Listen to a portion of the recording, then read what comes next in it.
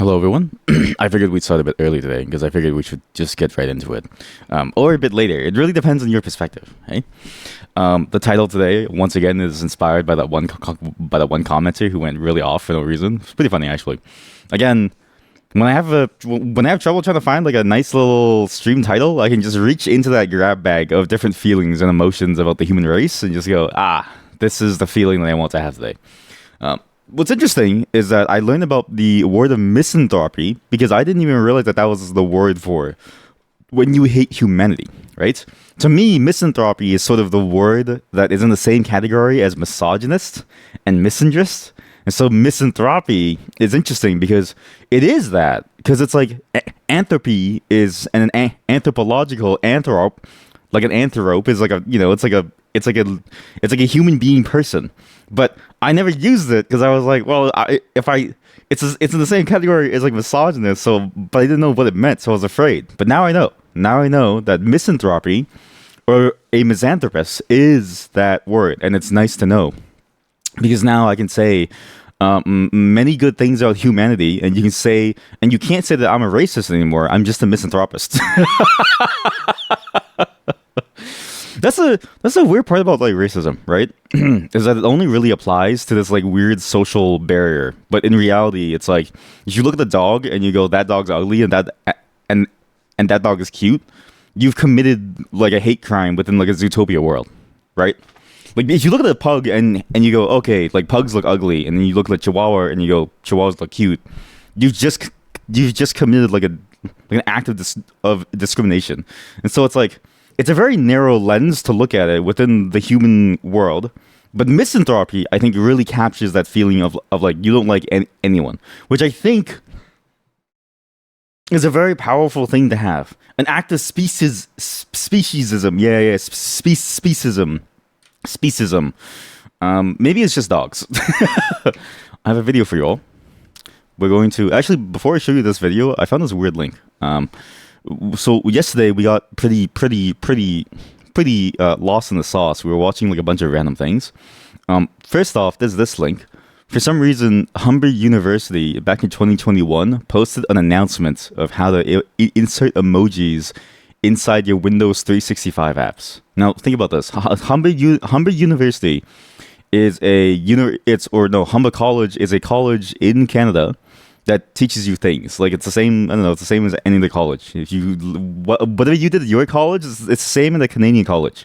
It freaks people out to learn that Canada is in many ways the same as like any other country where our things teach you things and people buy things at grocery stores.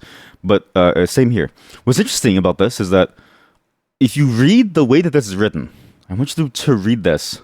And you think about the context of what this is, it gets funnier and funnier. Adding emojis to a Microsoft 365 app literally takes only a few keystrokes, okay? This word has outed the author in an instant. It's like the three fingers thing, where like which way do you count with three fingers? Do you go index, middle, ring, or do you go pinky, ring, middle, right?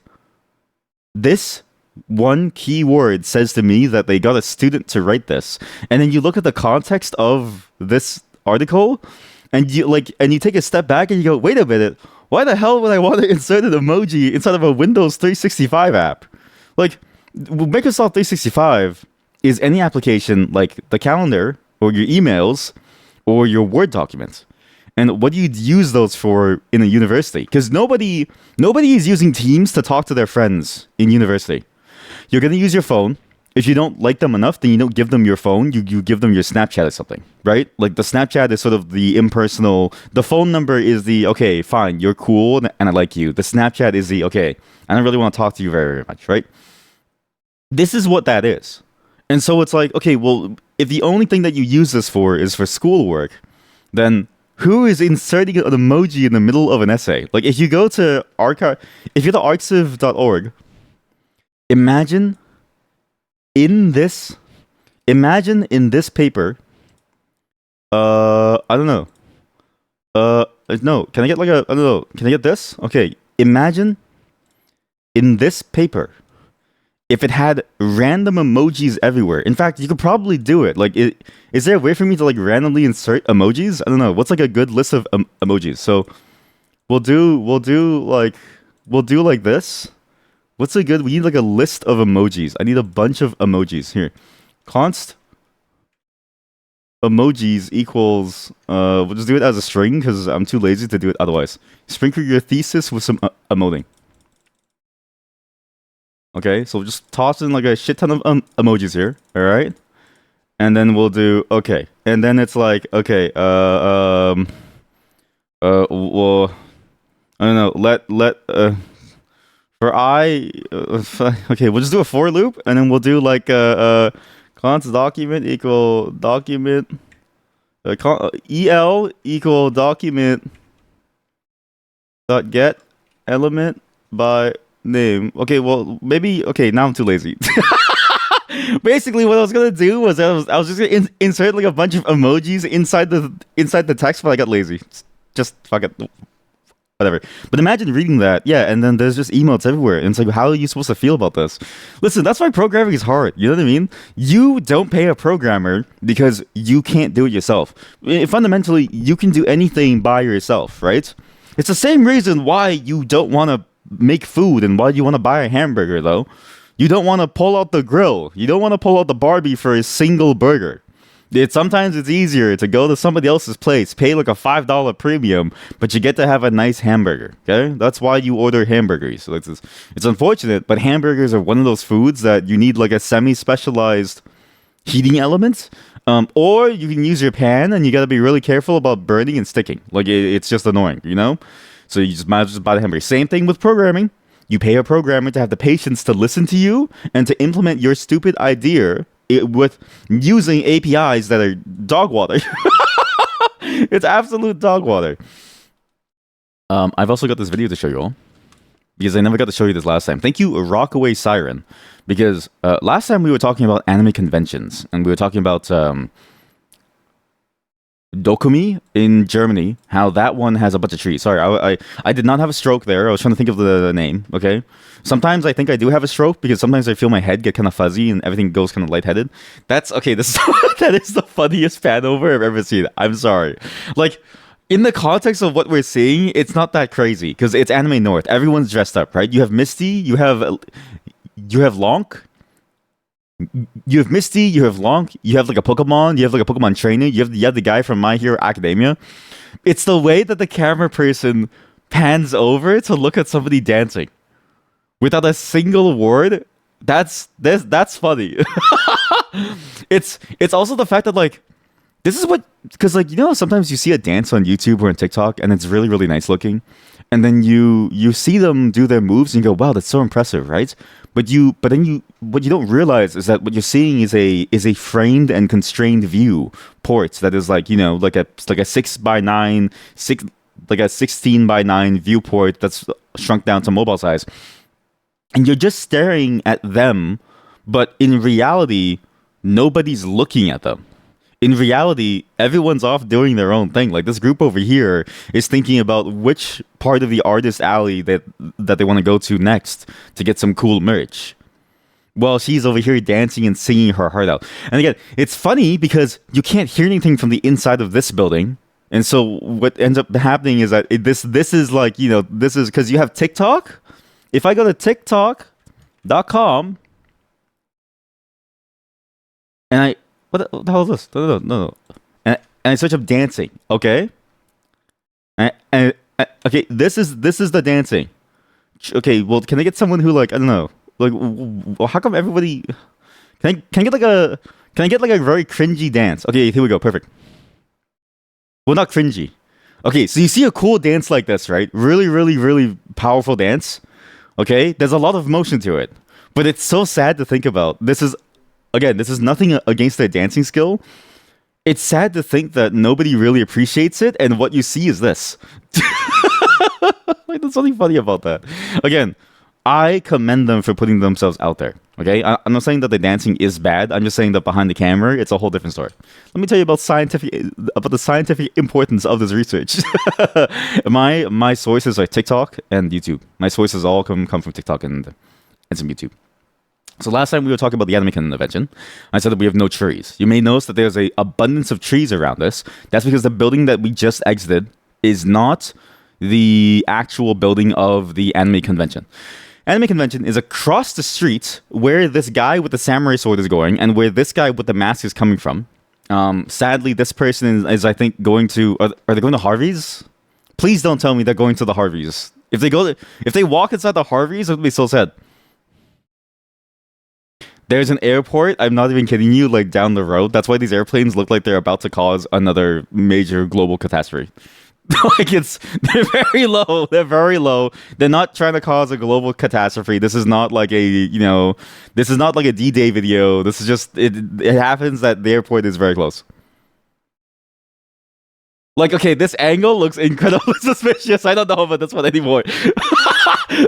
I was like, okay, listen, this is not a global, this is not a day one video. It's fine. And then this angle in particular, it's like, I don't know about this one anymore. It looks like the perspective is all fucked up, so you don't really, like, can't really see things. It's way higher than the building. Way higher. Man, that was a close one. Almost got canceled for that one. So, yeah, okay, well, this gas station, please don't tell me they're going to the gas station. This gas station is always packed with people trying to get, like their slushy machine.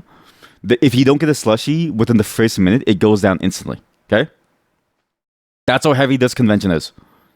So you go to Anime North, you cross the street, and this is problem number one. Problem number one, the entire anime convention is surrounded by this massive streets. And you know what's funny? These people aren't going to Anime North. The majority of these drivers, because this is a major thoroughfare road, are going to work or home from work. So you have like middle-aged suburban dudes who are looking around and they're like, why does that guy have a tail coming out of his asshole? And how do you explain that? It's kind of hard. There's ice cream truck. We didn't see that. Ice cream truck? We'll see. Okay. This is where the problem begins. So you may see that there's still an abundance of trees. Mary Jane's? Wait, what? Like, free shuttle, free pizza. Mary Jane's. Free shuttle from Mary... What the hell is Mary Jane's? What? MaryJanes.ca. Best cannabis dispensary. It's Canada's top cannabis dispensary. Okay, that's a weed shop. So there's a free bus. Basically, what they're saying is there's a free bus from the weed store that will take you home after you're blazed. After you get blazed, you're going home. That guy sold is sick. This is the problem. Welcome to the actual convention center. That entrance is not a real entrance. You still have to go a bit deeper in. And this is the problem with this anime convention. This is the only water that you have, the small puddle. The trees are barely alive. This is one of the... Oh wait, I guess they opened this one this year. Usually they don't open this one. But basically, there's no shade. The heat is crazy because it's in the middle of May. And you're dying, okay? And the other end, if you think that there's any reprieve, there's none. It's just a massive parking lot that gets a couple of food stalls. But even then, these food stalls only show up on day 2. Day 1 doesn't actually exist. Day 1 on a anime convention is like the preparation day. Well, where is your tail supposed to be sticking from if not from the asshole? That's kind of the thing, right? I've been meaning to ask a cosplayer or a furry, probably either or would really know. Where are you supposed to put the tail? Well, I guess it depends on the tail. Like if you have like a butthole tail. Okay, let's just go to like, I don't know, what's like a sex toy site? Project Melody? I don't know. Do you have like sex toys on like a website or something? I don't know. She's like the only person that I know that has like sex toys. What's like a... Oh, okay, so Levents. Oh wait, what's that? Bad Dragon Tails. Bad Dragon. Winston's Tail. New signature. Winston's Tail. With this a gorgeous side, the Winston's Tail, with a brand new signature collection. This is not the tail that I'm thinking of. Can I get like a tail that you stick on your body? Bad Dragon product Celine. This is not a tail. What is this? This is just a straight up like you put your dick inside of this thing. Okay, well, I don't know. I guess it depends on the tail itself. If it has like a rod that you ram into something, it would have to go inside your butthole. But couldn't you also just shove it and like tape it to your back? I don't know. How do the tails usually work? I've never had a tail. I've never used like a real or a fake tail. So it's kind of hard for me to like figure out. Why did that person Why did this camera person perv on the bikini person? Why did this person this entire walk, whoever is filming this, has never looked left or looked right. They've always just looked forward. Okay, they see bikini person, they zoom in on bikini person. I think the camera person is a pervert. I think the camera person is a pervert. Okay, you know what? Maybe day two is a lot better because day one is everyone's getting set up and starting to go inside, which is annoying. Day two, I think, is where the hype is because day one, I forgot that day ones are always the worst because there's nothing really set up, things are still opening, and there's not a lot of shit to do. Day two is when every single event is like ready. But then, okay, but still, look at how far this parking lot is, okay? So you're outside and it's sweltering heat. That's a nice bike. And you're just there the entire time. And you have to walk. Look how far you have to walk just to get inside the building to, like, to get to the convention. Granted, there was the other entrance, but this is the main one that I know of that checks your badges. And then you're finally into the convention. Like, that was a good 10-minute walk. Yes, you can tape it or attach it in the other way. Still counts as a butthole in your book. Okay, well, you know what? I trust the experts on this one. I trust the experts. Any of these.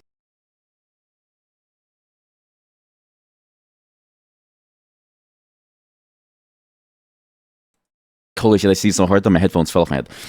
Yeah, so once you're in, this is not okay. Maybe that year that we went was just bad.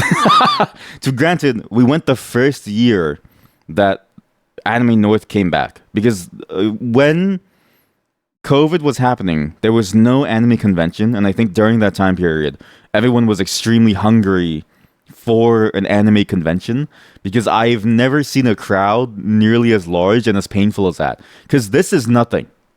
When I went, there was hundreds of people here. Is that? There were hundreds of thousands of people in this one building, and it felt like you couldn't even breathe. Like you would take a single breath in, and you'd be sniffing in someone's smells and sweat. It was so frustrating to walk around and just enjoy the space. But this is actually a good look. I will say that our building is, again, not nearly as cool. Our building looks more like a warehouse that was just kind of repurposed. Dokumi, in the Dokumi video, specifically the way that it looked way cooler. Obviously, the building that they came from is also kind of a part of it because they have their own conferences on that side as well. But even those conference halls don't look nearly as good. And it's basically just a giant warehouse building. Which is sad because I think, when I look at Dokumi in Germany and I go, okay, what do I think of with an anime convention? I think that's a good anime convention because this is just a large warehouse and like okay, it's not the worst thing ever, but it definitely looks like you just ended up in like a flea market almost. Like you kind of just showed up here. No entrance. Go through other doors. Again, Dokumi looks like this. Dokumi. Oh, here, perfect. Thank you, Japan Potato. You're quite a long way from Japan. Wow, this place is incredibly packed. Maybe it's the same vibe because it's incredibly packed. Maybe it's the same. How come that video that we saw of Dokumi on the official Dokumi channel sold me like a whole different experience?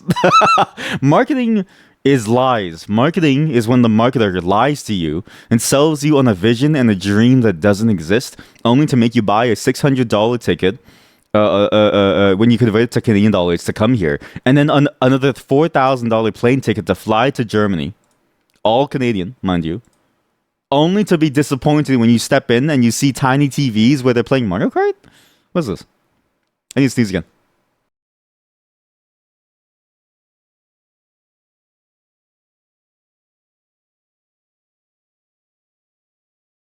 There's a video that we saw show the ballroom. Where's the ballroom? Where's the Dokumi ball? Oh, Dokumi ball. Here we go. Yeah, here we go.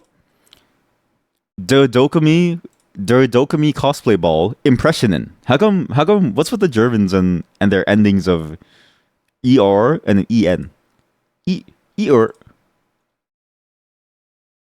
See? Like this is we don't get this in Canada. We don't get this in Canada. POV, you make a 3-hour trip to Toronto just to see, the cool events, and we don't even have something like this. This is sick. This is a fantastic look.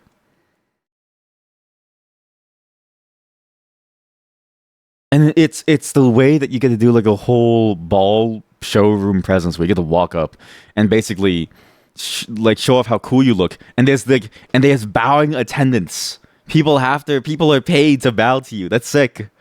This is how it used to be like back in the Imperial days, right? Oh, I yearn for the days when the Imperial, when royalty was like purple blooded and was still alive, right? And when I probably would not have been royalty, I probably would have been like a dude who like cleans out the like what does a programmer do if not for programming? I would have been the one to clean the latrines, right? Can I say something about this? If technology never existed, all the programmers that you see would be either the latrine cleaners or hitmen. Like there is no in between. Of the people that I've met within the field, it's like we are the shit eaters or the killers. Like this actually like it's a weird divide between the two types of people that I've seen, where they're very either heartless and very cold, or incredibly warm and a bit too like nice. Done better. Like this is such a sick event. I don't even know if we have this, man. Anime North Ball. Look, there's nothing. There's no. There's a Moonlight Ball, but like the Moonlight Ball, it's pretty bad, man. There's like nothing here. Look at the Moonlight Ball aerialist performance. I don't think I can watch that. Moonlight Ball. Look at this. It's okay. The vibe is completely different. Thank you. Get in your cup. I want you to just like take in the music, take in the vibe, and then compare it to what you just saw and look at what they're doing.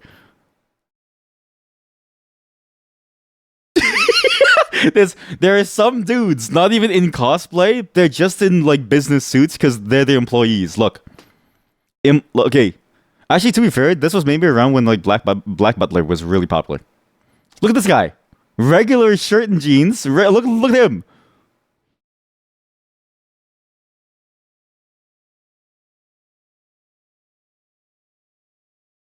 This is the best that Canada has to offer.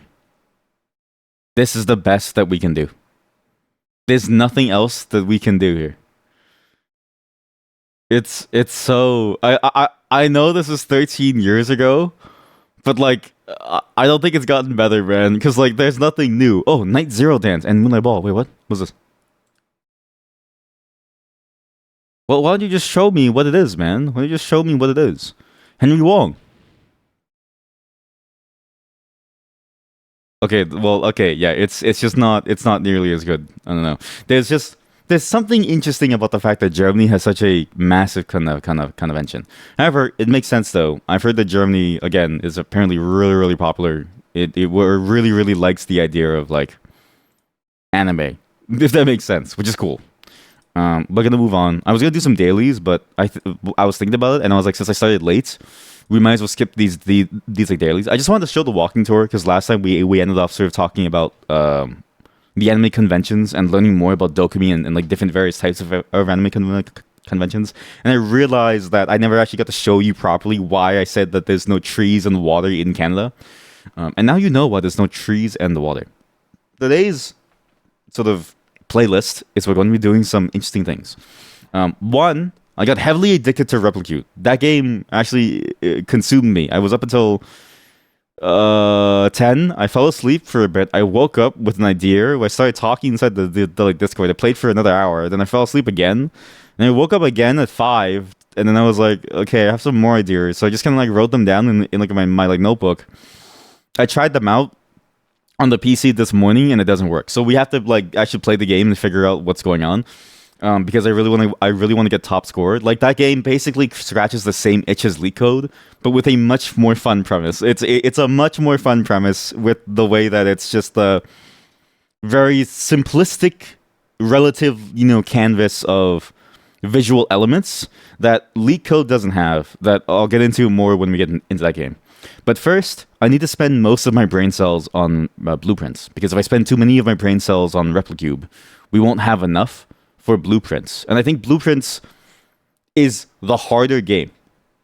Not to say that Replicube isn't hard. I would say that Replicube requires more real world knowledge, but Replicube is interesting in the same way that LeetCode is interesting in terms of the difficulty scaling, where Once you know the answer, you know the answer, right? There's no mystery left. There's no figuring things out. You know the answer, and you can just keep on doing it every single time.